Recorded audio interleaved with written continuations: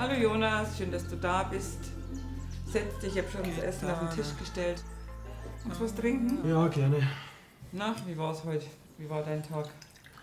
Ja, Mai, so wie immer. Ich habe das Gefühl, dass ich einmal mal wieder eine Ablenkung brauchen könnte vom langweiligen Arbeitsalltag. Irgendein Abenteuer, so wie das Zelten damals mit dem Papa. Davon hat er immer erzählt. Das war immer sehr cool. Sehr schön, gell?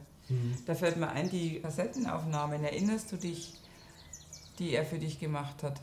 Ich habe sie einmal angefangen anzuhören, habe es aber nie zu Ende gebracht. Dann ist das doch für heute Abend eine schöne Aufgabe. Ja, ich glaube, ich gehe in mein Zimmer, ich habe keinen Hunger. Ich bin ziemlich platt.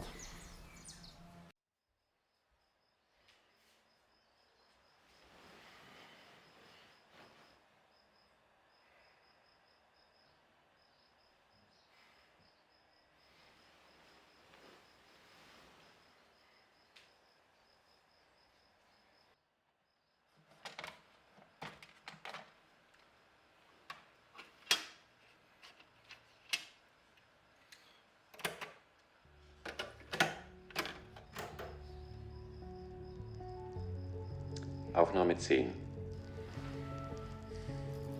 Hey Jonas, ich wollte dir heute was erzählen, was mir schon lange im Kopf rumgeht. Es gibt da eine Stelle in den Bayerischen Alpen. Ich war da früher öfter mal. Mit Mama, allein zum Nachdenken oder einfach um den Kopf freizukriegen. Ich habe über die Jahre einige Bilder dort gemacht und sie in ein Fotoalbum geklebt. Ich habe immer gedacht, irgendwann nehme ich dich mal mit dahin. Packen eine Brotzeit ein, beobachten Schmetterlinge und Vögel und sitzen einfach auf den Felsen am Gipfel, um die Aussicht zu genießen. Aber ja, das hat dann leider nicht mehr geklappt. Du warst damals noch zu klein für die Tour und ich, naja, du weißt ja. Mama, weißt du eigentlich, wo das alte Fotoalbum vom Papa ist?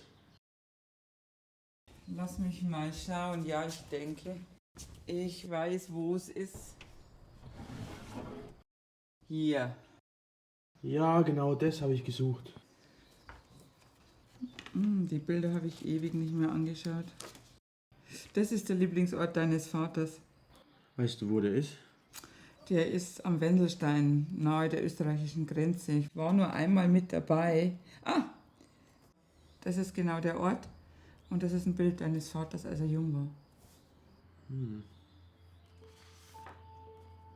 Da wäre er gern mit dir gewesen. Jetzt lasse ich dich mal kurz allein.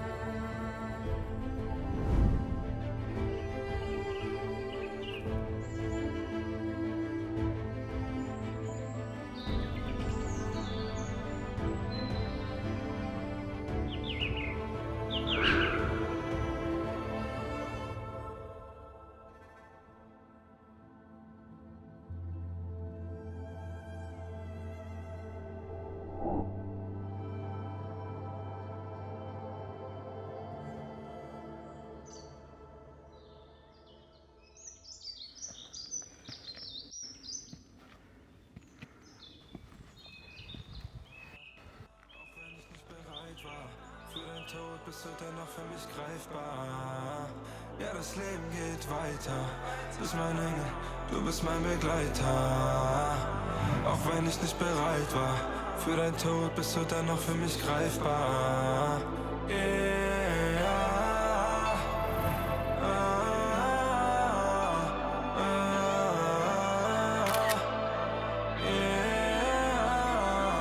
Ja, das Leben geht weiter.